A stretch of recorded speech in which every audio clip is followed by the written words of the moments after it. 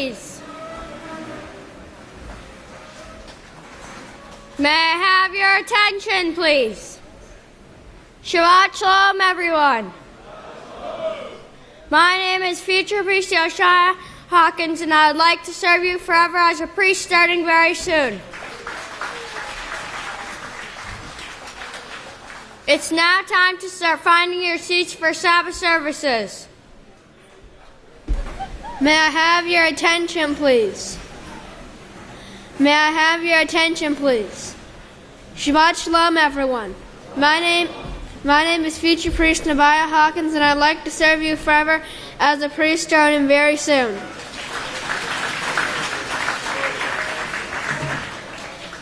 It's a privilege and an honor to present to you the future priest or priestess now entering the sanctuary. It's a privilege and honor to present to you our first speaker, future priest Deacon Samuel Hawkins. Shabbat Shalom, everyone. You may be seated. Today I want to be talking about guarding your mind. And if you just remember guarding your mind, Yeshua warned us of this. In Matthew 24 and verse 4, you can write it down for your notes, but he said, to be on guard so that no man deceives you. No man deceives you. We have to remember those things. That way we don't be deceived. But if you have your scriptures, I'd like everyone to turn to Proverbs chapter 4 and verse 23, and it's found on page 498. Guarding your mind, when we talk about guarding your mind, sometimes we put a visual in our minds of putting on a helmet. Guarding our mind. And that's how we should really look at it. That way we don't allow unrighteousness to seep into our mind. But in Proverbs chapter 4 and verse 23, it says, guard your mind with all diligence.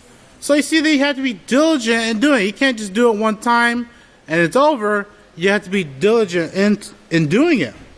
Guard your mind with all diligence, for out of it flows the springs of life.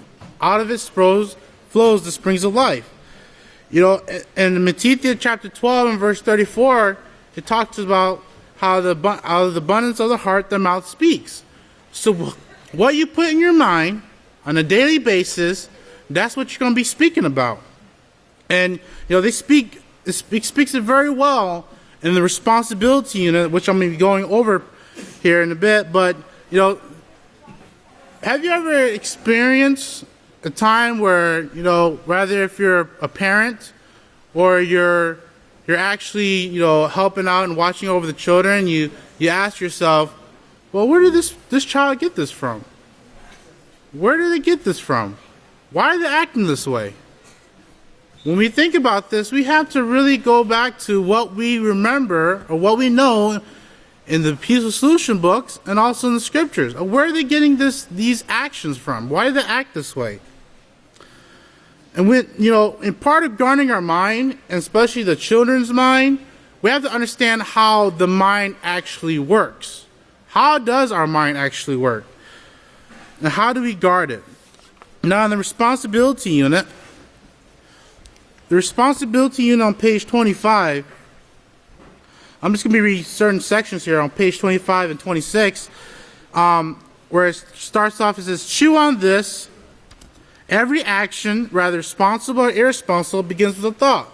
And that's the basic knowledge that we should remember when we're teaching the Peaceful Solution, is that everything begins with a thought. Everything we do, everything we say, it all begins with a thought.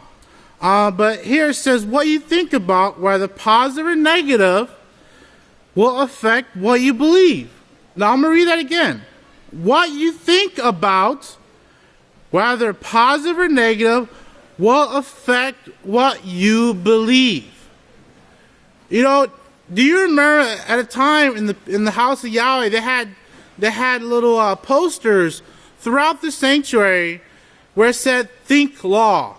Does everyone remember that? Think law. Praise Yahweh. Two simple words. Think law. But think about the impact that it actually makes into our minds if we actually think about the law. You know, the law says to study and meditate on the law day and night, to put it into our minds constantly. And if we do that, that's what we will believe. That is what we'll put our faith in. That's what we'll put our trust in. But it says it will affect what you believe, what you value, and ultimately how you behave. The actions that you take forth. But remember, it all begins with a thought. Now, you know, through the teachings of the House of Yahweh, pastors talked about the subconscious mind. The conscious mind and the subconscious mind. Now, the mind is divided into two parts, the conscious and the subconscious. The conscious mind is your reasoning mind and enables you to make choices and decisions. What you think about with your conscious mind feeds into your subconscious mind.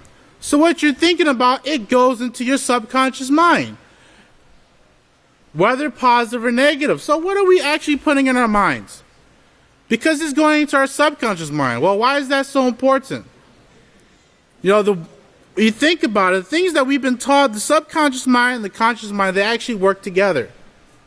Because what you think about goes into your subconscious mind, and whenever you're in a situation, guess where that your mind comes from?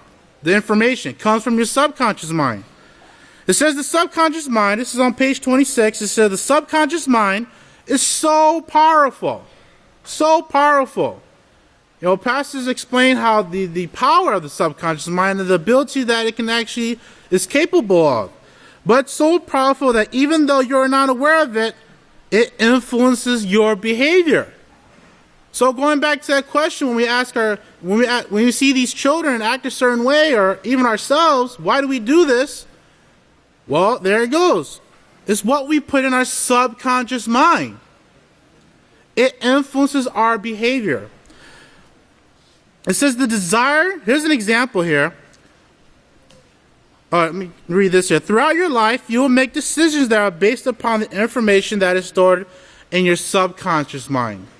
As you grow and mature, the conscious mind acquires, through experiences and training, the ability to reason and consider the consequences of your subconscious responses.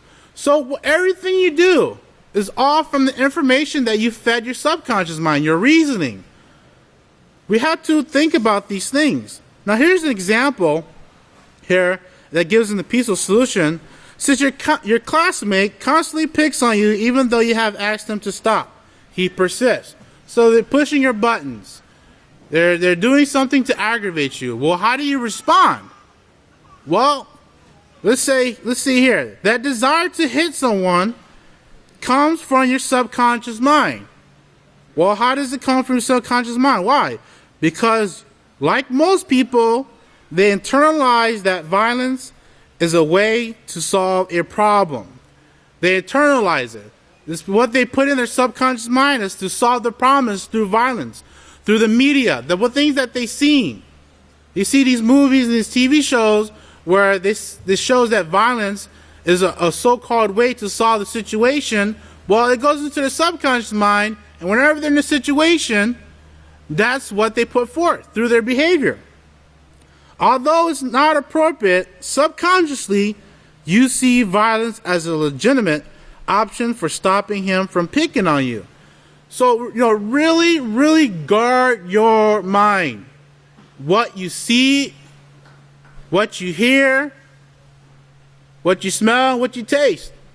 Because all those things affect your subconscious mind. So, brothers and sisters, I really do encourage you, be on guard. The world is at a point where it's falling, and there's really nowhere in the world that there's peace. Only here, brothers and sisters, where there's peace. Praise Yahweh. If you all please stand, I'd like to now turn it over to great future priest for prayer.